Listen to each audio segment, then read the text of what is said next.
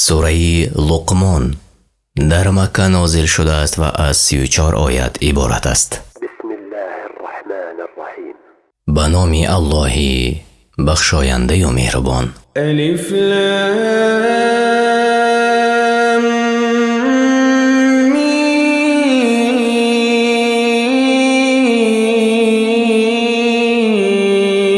میم. الف لام میم. تلك آیات الكتاب الحکیم. این آیت های کتاب قرآن حکمت آموز است. هدى ورحمة للمحسنین. این آیت ها برای نیکوکارانی که با کتاب قرآن و سنت رسول الله صلی الله علیه و سلم عمل می کند هدایت و بخشایش است. الذين يقيمون الصلاة ويؤتون الزكاة وهم بالآخرة هم يوقنون. آنان که نماز را در وقتش می گذارند و زکات فرض شده را به مستحقانش می دهند و آنها به آخرت باوری یقین دارند. اولئك على هدى من ربهم وأولئك هم المفلحون. اینها کسانی اند که از جانب پروردگارشان هدایت یافتند و اینها در دنیا و آخرت نجات یافتگانند. ومن الناس من يشتري لهو الحديث ليضل عن سبيل الله بغير علم ويتخذها هزوا أولئك لهم عذاب مهين. و در میان مردم کسانی هستند که خریدار سخنی بیهوده اند، یعنی هر سخنی که انسان را از طاعت و رضایت پروردگار باز می دارد تا به یگان دانش مردم را از راه الله گمراه سازند و قرآن را به مسخره گیرند.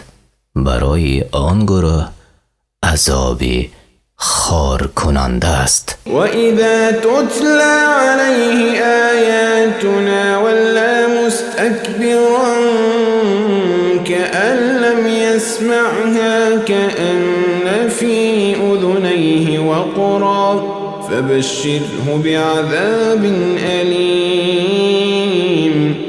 و چون آیات ما بر او خوانده شوند با خود پیسندی روی برگرداند و تکبر کند چنان که گویا آن آیات ما را نشنیده است، یا مانند کسی که در هر دو گوش وی وزنینی است که چیزی را نمی شنود، ای پیامبر او را به عذاب دردآور روز قیامت مژده ده. ان الذين آمنوا وعملوا الصالحات لهم جنات النعیم. به درستی آنان که ایمان آوردند و کارهای شایسته کرده اند حتما برایشان باغ‌های پر نعمت بهشت است. خالدین فیها وعد الله حقا وهو العزیز الحکیم. در آنجا در جنت جاودانند، وعده الله راست است، او در امرش پیروزمند و در تدبیرش حکیم و دانا است. خلق السماوات بغير عمد ترونها وألقى في الأرض رواسي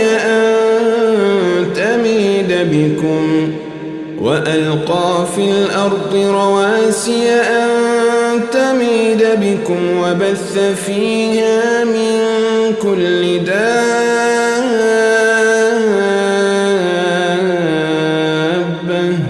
وأنزلنا من السماء ماء فأنبتنا فيها من كل زوج كريم.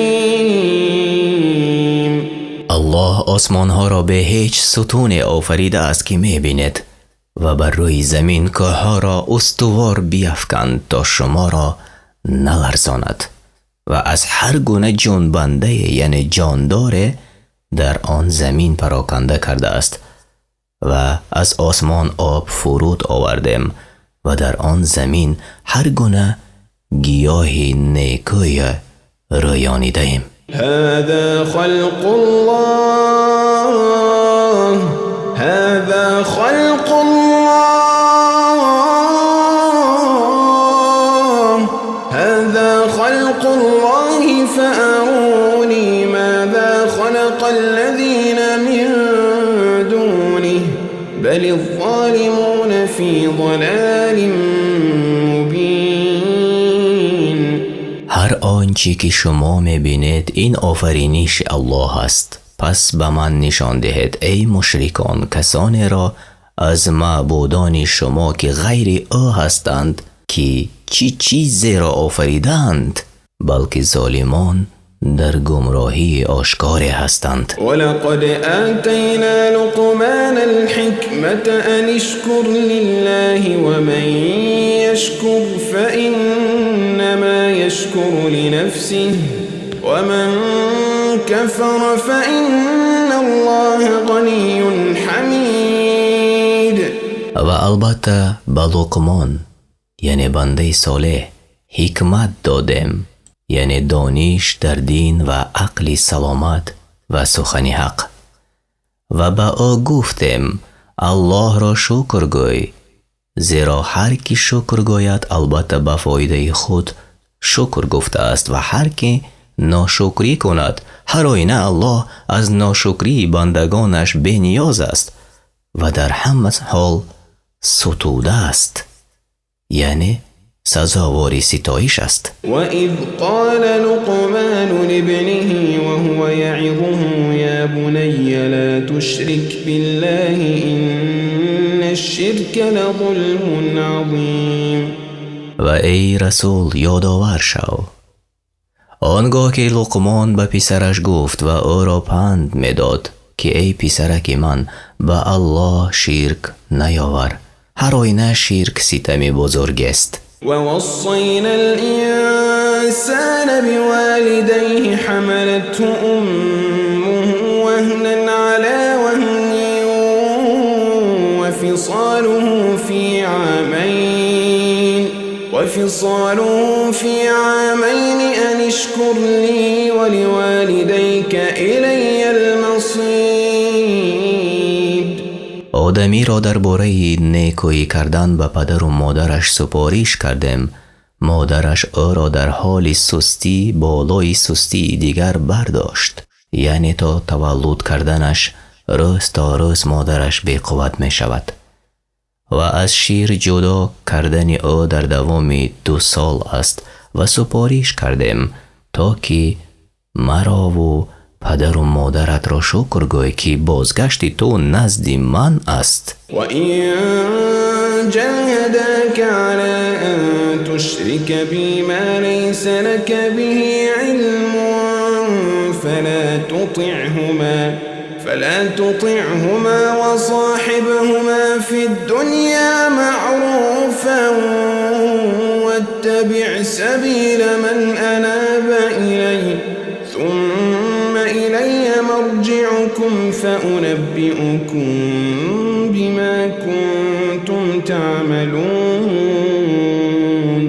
ای فرزند مؤمن، اگر آن دو یعنی پدر و مادرت مشرک باشند، تلاش کنند که چیزی را به حقیقت آن دانش نداری آن را شریک من قرار دهی، از آن اطاعت مکن. در دنیا به خوبی با آنان رفتار کن و خود راه کسی را پیروی کن که به درگاه من توبه کرده باز می‌گردند. بازگشت همه شما به سوی من است و از کارهایی که می‌کردید آگاهتان می‌کنم و هر یکی را جزای مناسب جزا خواهم داد. يا بني إنها إن تك مثقال حبة من خردل فتكن في صخرة أو في السماوات أو في الأرض يأت بها الله إن الله لطيف خبیر.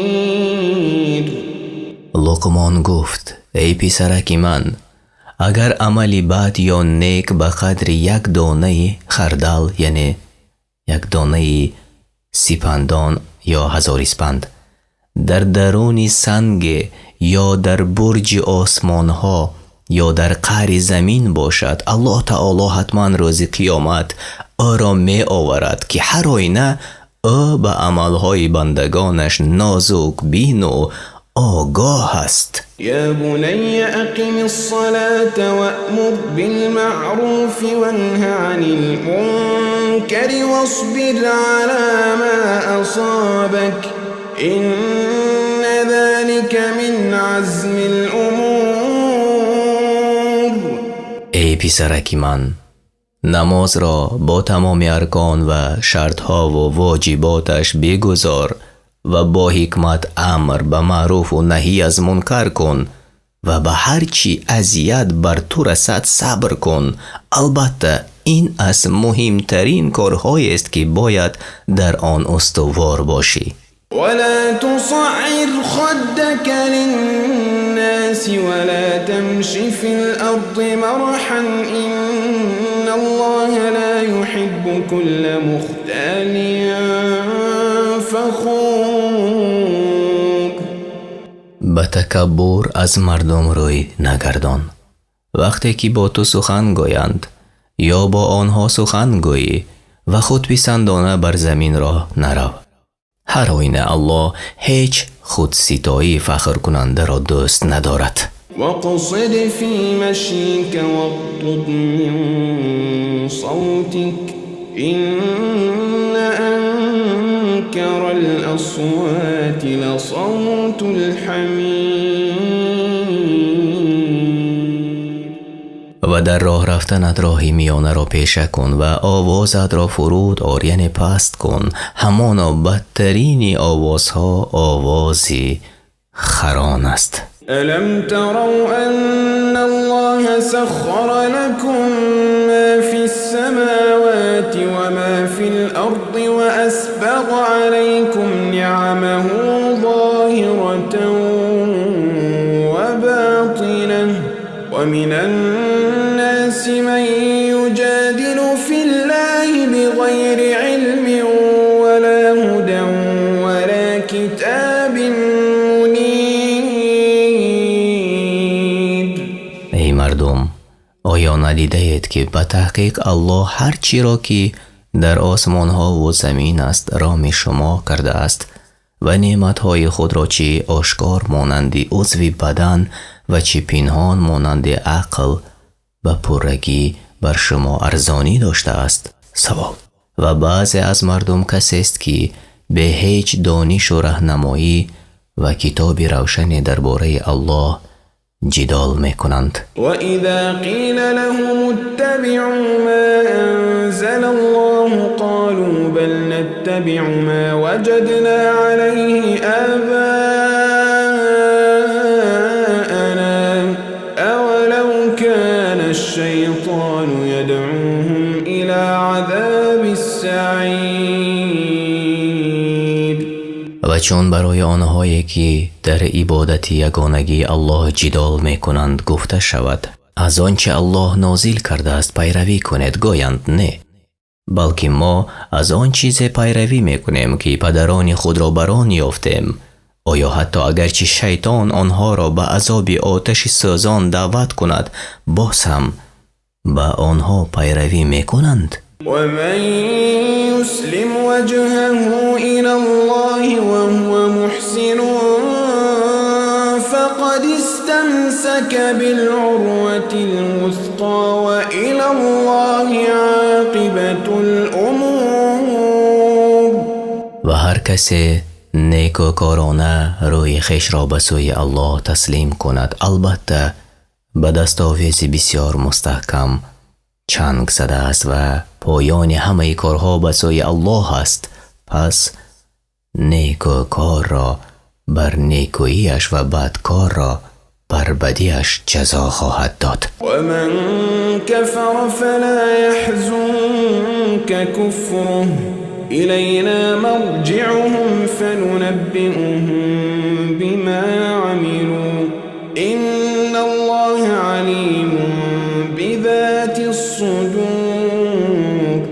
و کسی که کافر شده است کفرش تو را ای رسول غمگین نسازد، زیرا وظیفه تو تنها دعوت کردن مردم به سوی حق است، بازگشتنشان نزد ماست. پس به کارهایی که در دنیا کردند آگاهشان میکنیم. هر آینه الله به آنچه در دلها میگذرد داناست و چیزی بر او پنهان نمیمانند. نمتعهم قلیلا ثم نضطرهم إلى عذاب غلیظ.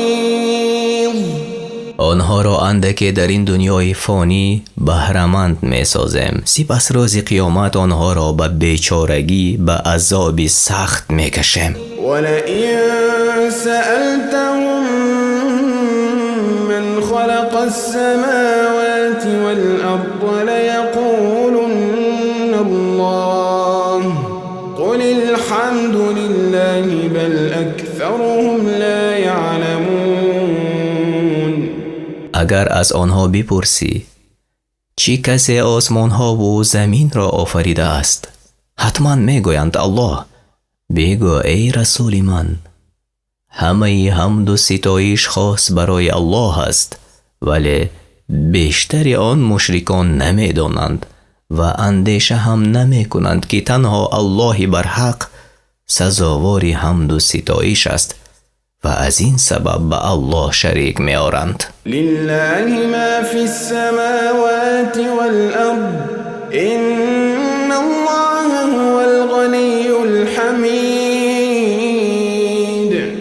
از آن الله است همه آنچه در آسمان ها و زمین وجود دارد، پس سزاوار نیست که غیر او را پرستش کرده شود و هر آینه الله از خلقش بی نیاز است و به آنها محتاج نیست و در همه حال ستوده است، یعنی در همه حالت لایق حمد و سپاس است. ولو أن ما في الأرض من شجرة أقلام والبحر يمده من بعده 7 أبحر ما نفدت كلمات الله إن الله عزيز حكيم. و اگر همه درختان روی زمین قلم شوند و دریا رنگ شود و 7 دریای دیگر به مدد او بیایند و با آن قلم ها سخنان الله نوشته شود و قلم ها شکسته شوند و رنگ ها تمام شوند، ولی سخنان الله پایان نمی یابد.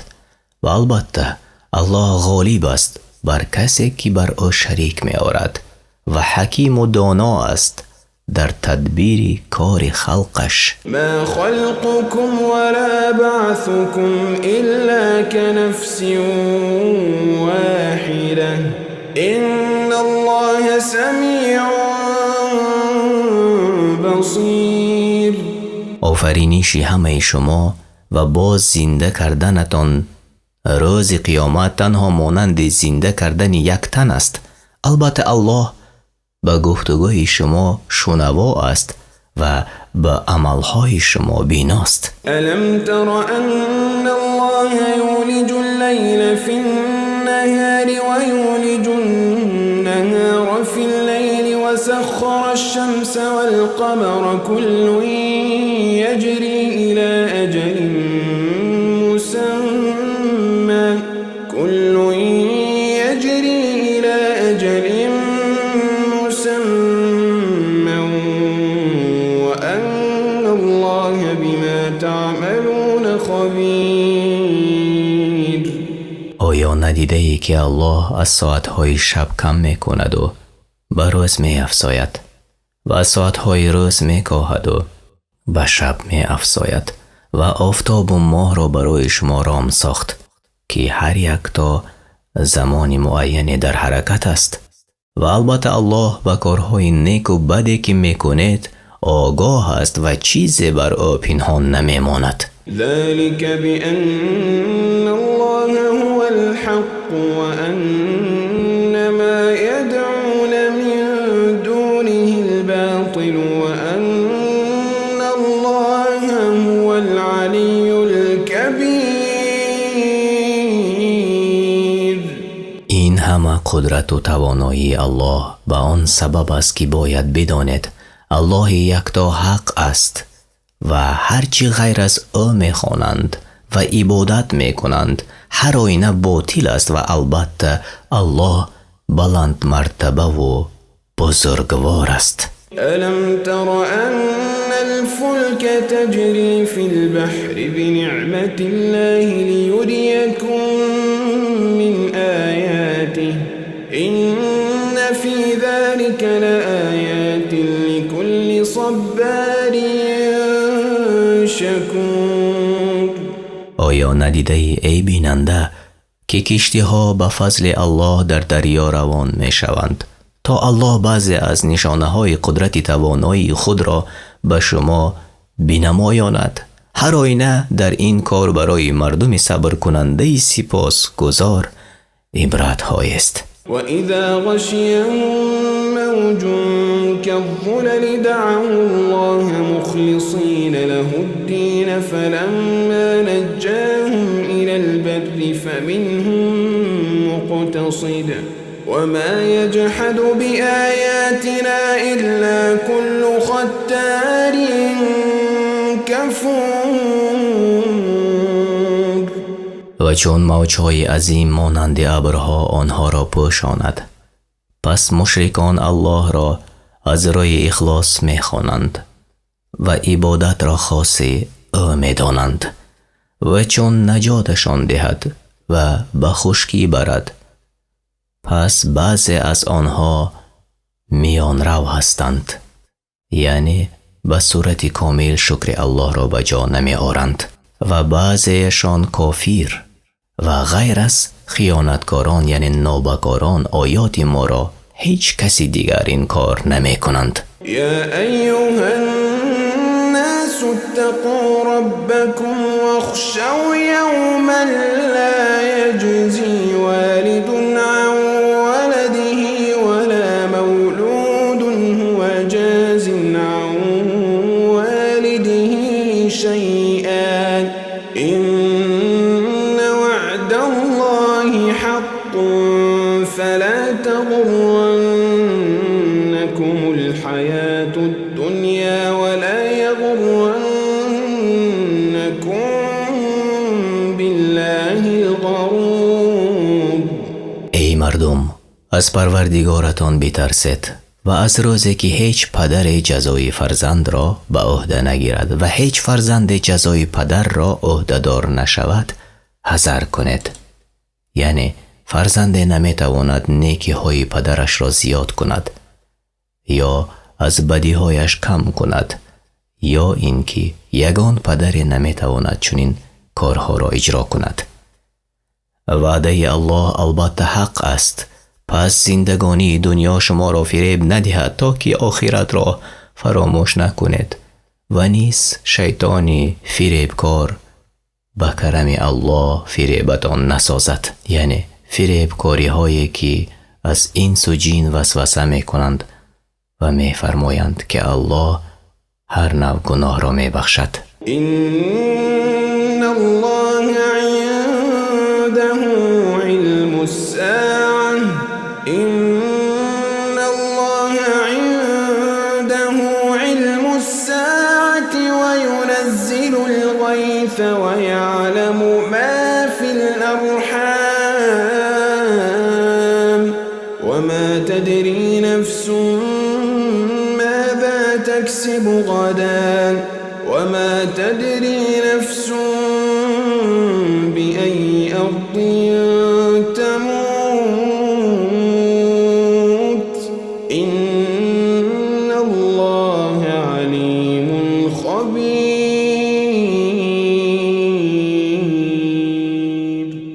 اوست که باران را می باراند و از آنچه در بچه‌دان زنهای حامله است می داند و هیچ کس نمی داند که فردا چی چیز به دست خواهد آورد و کسی نمی داند که در کدام سرزمین می میرد، بلکه دانستن این امور از خصوصیت الله است. هر آینه الله دانا و آگاه است و چیزی از او پنهان نمی ماند. قرآن کریم و ترجمه معنای آن در روش تفسیر میسر به زبان تاجیکی. این تنها معنای قرآن کریم است و اگر ترجمان و یا ما کجای به خطا راه داده باشیم، الله را دعا میکنیم که ما را بیامرزد. آمین.